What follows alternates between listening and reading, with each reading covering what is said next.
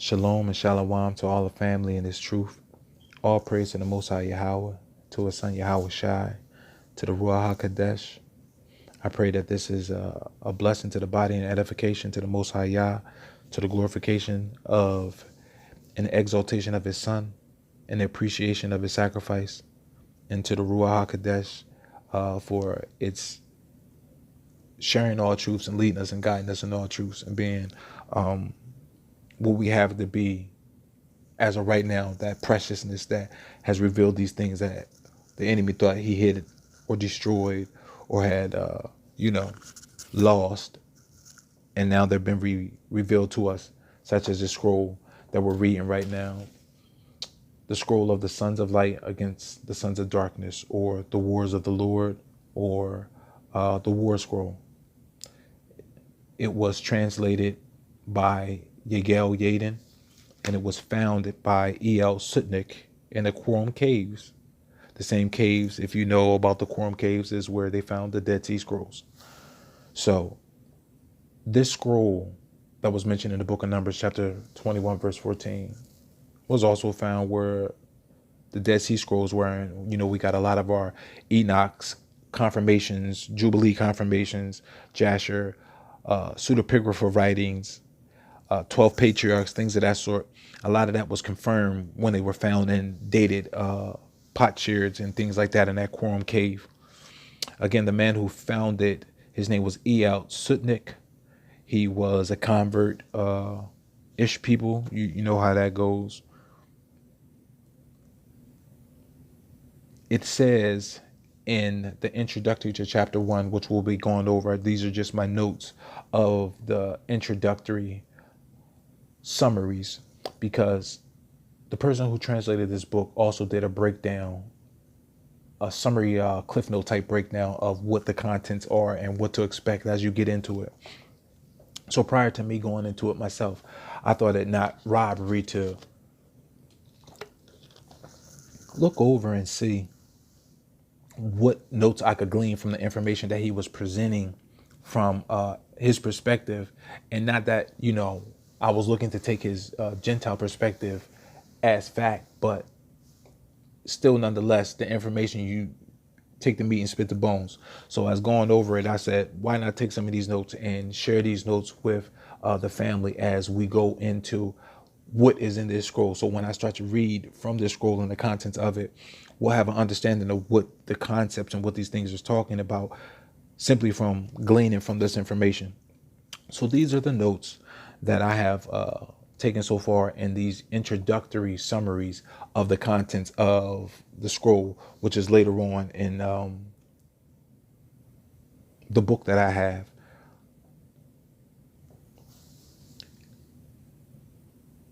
We'll continue. The principal contents and purpose of the war scroll was to give a detailed, regulated account, as well as instructions to the representatives of the sons of light, which would include Levi, Judah, Benjamin, and the rest of Israel, which will fight in a battle against the sons of darkness, who will be spiritually headed by Satan or Baal. The earthly vessels of Satan would be headed by the Kittim, which we know as the Chittim or Edom or Esau or Greece or Greco or Romania or Rome.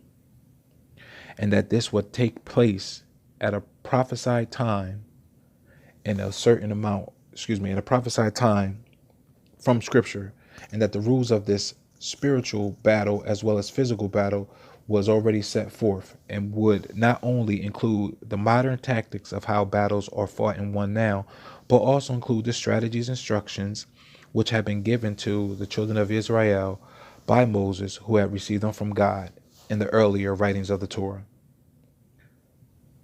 It also goes on to emphasize that there are to be strict adherences to fulfillments of the law given by Yah to Moses, which he then gave to the people, due to the assistance of Yah on his people's behalf. For Yah will be sending his angels, who will come at his command to intervene and take care of the demons, which will be sent by Satan to assist the children of darkness. And so because that the children of Israel will receive this divine help. The full adherence and following of the law of Moses is required for purification purposes that the camps must follow before going into battle with the assistance of the holy vessels, as the holy vessels stand in the presence of the holiest of holy. And what flesh can enter into the presence and not be destroyed? Because of their holy countenance, you must be spiritually and physically purified, or you will not be able to, stand within the aura of their holiness, and you won't be able to engage in the battle.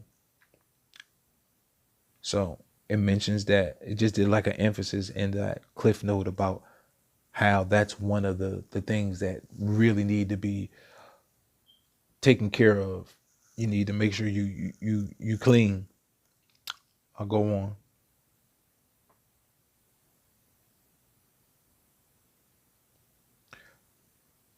The scroll also goes into regulations in detail about the laws of the Torah and the tactics and strategies. It also added an excerpt from a supposed speech of the Roman ruler Agrippa, who seemed to try to use a strategic warfare plot by contradicting the Hebrews whom had been blocking his passage into a temple by saying that they had been falling short of following the laws of the Torah because they were engaging in battle with him, thus trying to cause a subdued reaction by the internal anguish of dishonoring the rules and concepts of the Most High Yah, which would give him an upper hand at breaking through and gaining the foot of that stronghold. The breakdown of chapter 1 and the summary of it then speaks about 4 questions and then gives the answers to the 4 questions. The 4 questions are: who is this war and the warfare against and when? The second question was: what warfare engagement rules from the laws of Yah given to Moses are the ones that have to be used in this warfare to come? 3. What are the worldly modern warfare tactics that the Gentile nations will use, and how do they interact and interlink with those of the warfare strategies that are given to Yah's people as written in the Torah? And 4.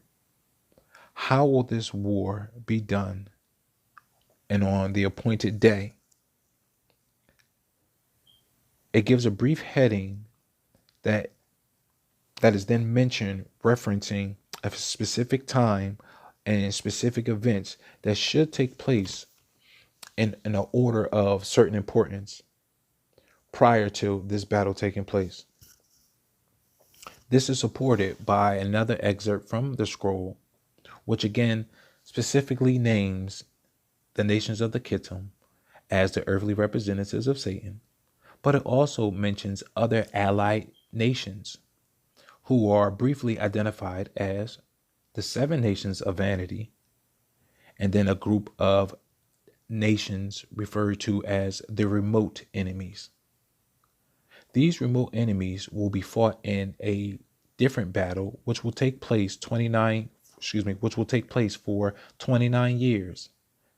It is to say that this is different from the first battle, which will take place for 7 years. After the mentioning of the number and lengths of these battles, the introduction of chapter 1 then goes into a brief synopsis of a series called the War Series, which moving forward I will also use. The War Series is then briefly expounded on, revealing just general introduction information into the matter, such as revealing who will be included in the assembly of the sons of light, or how they will be referred to also as exiles in the wilderness, as well as who will be included in the assembly of the sons of darkness. A section then goes into the origins of the author, but states he is unknown. Moving more further into the expoundation of the war series, it is then presented that the transcriber Yaden's definition of various phases of the war. We're given a list of the tribes who are to be accounted in the assembly of the children of light as Levi, Judah or Yehuda, Benjamin. It is again stated that they will also be referred to as the exiles in the wilderness, which then identifies those who will be in the assembly of the children of darkness as Edom, Moab, Ammon, and Philistia, and they will be led by the Kittim. Now, before continuing, I find it interesting that the Kittim are described as the head nation, with Edom being a derivative of Esau, as we recall in Genesis chapter 36, verse 1. We are told that Esau is Edom. The war series breakdown goes into sections from this point, and in section 2, it affirms that the fall of the Kittim was appointed from Yah as a day of annihilation for the sons of darkness, and that the fact was referred to in 7 eschatological chapters of the Southern Records, i.e. in the Bible. So the fall of the Kittim is mentioned a few times in the Bible, as it also mentions that it's mentioned in a pseudepigrapha about the fall of the Kittim or the Chittim or of Esau. And with this understanding of eschatology being defined as dealing with an area of theology that revolves around death and judgment. So what it's saying here is now there are several books that deal with, or several passages, several scriptures mentioned in the Bible that deal specifically with the death and the judgment of Esau and of Kittim and of the Chittim, and the final destination of their souls. Hopefully, we can identify even early as we are in studying this material that it falls under or within the same continents of the end of days and apocalyptic conversations. You know what I mean? That's the same type of deal. If they're talking about the final destination and the judgment of one soul, that's some end of days type stuff. It then goes into section 3, and section 3 opens with a statement stating that the time of the sons of darkness, or the time that the sons of darkness will be subdued, will mark the end of the period of the mighty troubles of those who are to be redeemed. Let me read that again. In this breakdown of what will be in the war series aspect of this war scroll, it speaks about when the fall of the Kittim come, and that when the fall of the sons, well, not the fall of the Kittim, but the sons of darkness, should I say, when the fall of the sons of darkness goes down, when it happens, that will mark the end of the period of mighty trouble for those who are to be redeemed.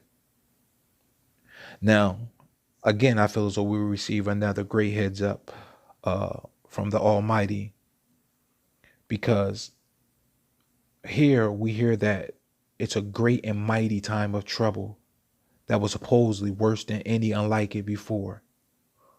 So if the end of the sons of darkness marked the end of that period, and we have been saying like, oh, the 400 years is up, the curses is over with, when I still see our peoples being killed, I don't feel like the curses are up.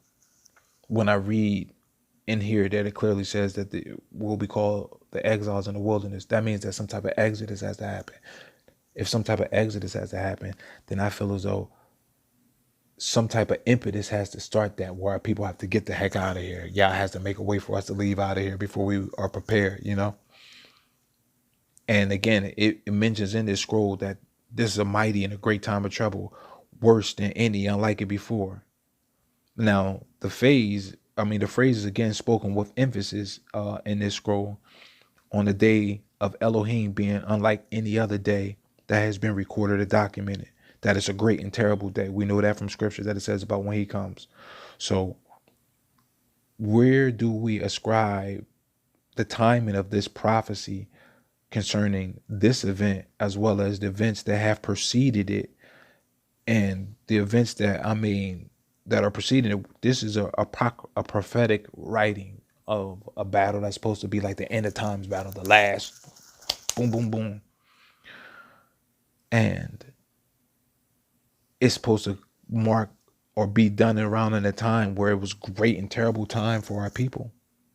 And then I'm like, okay, when is that? Is that it has to be something futuristic or coming up, because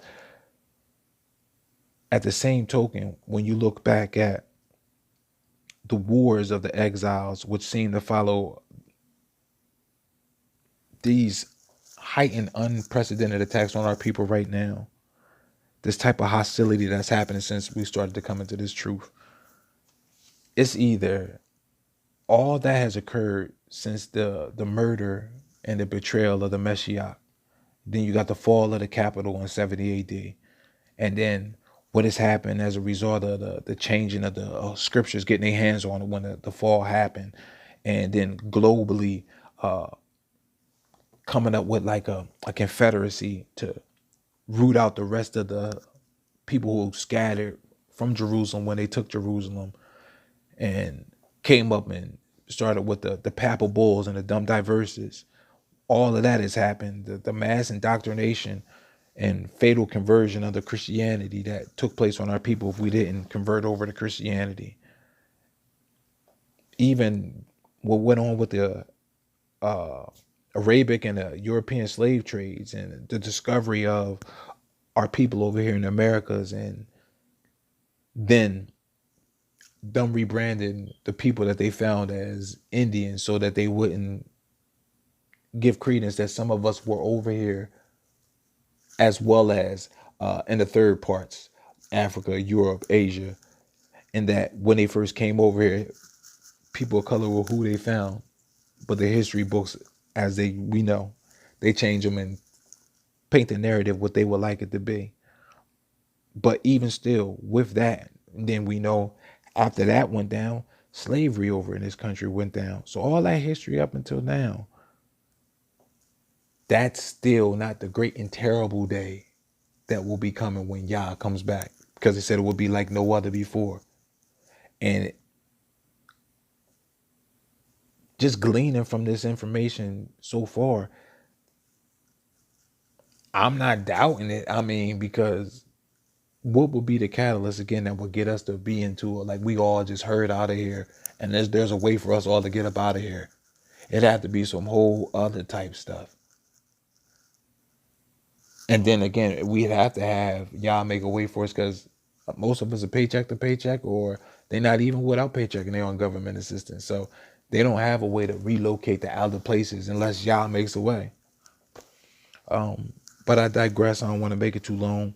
Let me continue on some of my notes into this introductory chapter, chapter 1, and the summary of what would be in chapter 1 as we go along. I was saying, would it be a stretch to say or to attribute all of those above mentioned events that happened as a great time of trouble for our people? And I wouldn't say no, but again, like I said,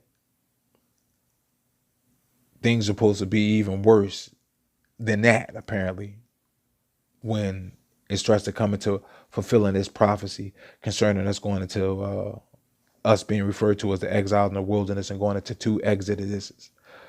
One where we come out of the exile of the wilderness, and then that's when we're first referred to as the exile in the wilderness, and the second is when we go into the wilderness of Jerusalem. The remaining summary of section 2 mentions the decisive battle and notes that it's being made up of men and of angels fighting on both sides, and that it is stated or worded that not only will this particular battle be lengthy, but that it will be fierce, and it is emphasized that it will be hard and cruel. However, just as equal, it is emphasized to take courage that knowing that this battle has already been won. Because even though there may be defeats within this battle, with each side winning three, the ultimate battle will be won. The summary of Section 3 covers an analysis of the entire period of years that this will take place. It totals 40 altogether, which was then broken down in three ways, with the number of years for fighting and what are the years for Sabbaths, and how the conduct is supposed to be done in the temple during the years of Sabbath. So one of the three ways that this 40-year war is going to be broken down covers years that it will be done fighting, and then apparently there will be years of rest. And in the years of rest, there are specifications of how we're to conduct ourselves in temple worship. The second way will be the general divisions of the 6-year battle, which shall include the second phase against what is described as the principal enemy and divisions. It also mentions the last phase, which will deal with that 29-year campaign mentioned earlier against the nations who are referred to as the more distant enemies. The third way then speaks of and elaborates on the conduct for the final phase of that 29-year war. It summarizes the moves into the parts of battle of the Serika. Now, the Serika is the definition of the word used by this translator. And when I looked it up to see what it meant, because it's spelled Serekh. Now, I may have pronounced it wrong. I'm not a Hebrew linguistic champion just yet. And I want to make sure I'm learning Hebrew and not Yiddish. So, still looking into that. But I digress. Serekh. When I looked into what that word meant, I was like, okay, well, what does this mean? Because he's using it, and I want to make sure I know how he's using it, because he starts to attach it to some of the contents of the scroll, and I want to make sure I'm on point with my understanding of it. It is defined under a Mizraim or an Egyptian perspective when you first look it up. And when I looked it up, that was like weird, because I'm like, why is an Egyptian word being used in a Hebrew, Paleo Hebrew book? That don't make sense to me. So I was like, all right. And when I looked it up, it said that it is a depiction, and its usage is used to depict the facade of a palace. And it also has the horse part of a pharaoh's name etched on this depiction of a palace. So I guess the horse part of a pharaoh's name is like our middle names. Like if you have a middle name, that's the horse part of your name in the Mizraim or Egyptian times. And that part of the name was placed on the Sirika. And I was like, yeah, that doesn't make sense. But as I continue to look into other definitions of the word, I came up with how it's used in a Talmudic sense, as in the Talmud. And in the Talmud, it's used and described as the meaning of a habit or a rule. So when used, the Siraka book, that's the rule book or the habit of the book of habit. That made more sense to how it was being used here from this translator. And I thought that was interesting, because I haven't read the Talmud, but I've heard, you know what I mean, that's some mysticism book that, some old mumbo jumbo stuff. Mate, look, I don't know. You gotta help me out. I digress. Let me move on. But in that sense, it fit So with that understanding, we see the battle sirika, or the battle rule, or the battle habit. And that starts with section 4, which describes and covers the usage of trumpets and how they should be used in the congregation for Yah's people for ceremonies during battles and at times of rest. Section 5 then speaks about banners that are to be used by the different units and what should be written on each banner, as well as the difference between the ones used by the Levites and those used by the other tribes. Section 6 covers and further expounds on what inscriptions should be written on the banners, and it also goes on to say when to use those banners when going into battle, or from advancing from battle, or when retreating from battle. Section 7 gives the measurements of the banners and how they should be cut and what cloths they should be made from. Section 8 goes into battle formations and what the units will be equipped with, what type of heavy weaponry and arms they will use. The measurements of their shields and of their spears and of their swords are also mentioned, along with the shapes and even what type of ornaments are to adorn them. Section 9 then speaks of the battalion deployments for the skirmishes. It mentions skirmishes directly and specifically. So I guess there is a specific battle formation or platoon or group that engages in some type of skirmish. I guess that's like a minor battle, not the big battle, but it stays a purpose. I'm not a war strategist, so anyway, let's move on. Skirmishes, as well as specific groups of armor and the inscriptions which should be written on the armor, as well as how they ought to fight. With that, again, I said I don't want to be too long-winded. I'm going to stop on this lesson, and we'll pick up in section 10 of the Sirika battle, or the battle rule, as broken down in the summary of the introduction of chapter 1 of the War Scroll. I pray that this has been a lesson. I hope I didn't jumble it up too much for you, and that it will be, again, just edification to the body, because as I said before in other videos, the other nations haven't known this information, and they've been a Confederate to hide it from us. So they know what they going to do and what they supposed to do. It's for us to know what we supposed to do and how we supposed to act. It's a lot of things going on right now in Israel, and it's important that we are unified and know how we are to move forward and what we are to expect moving forward. It's a lot of things I could say on that right now, but this isn't the video for that type of discussion. So with that, I'm going to say shalom and Yah bless.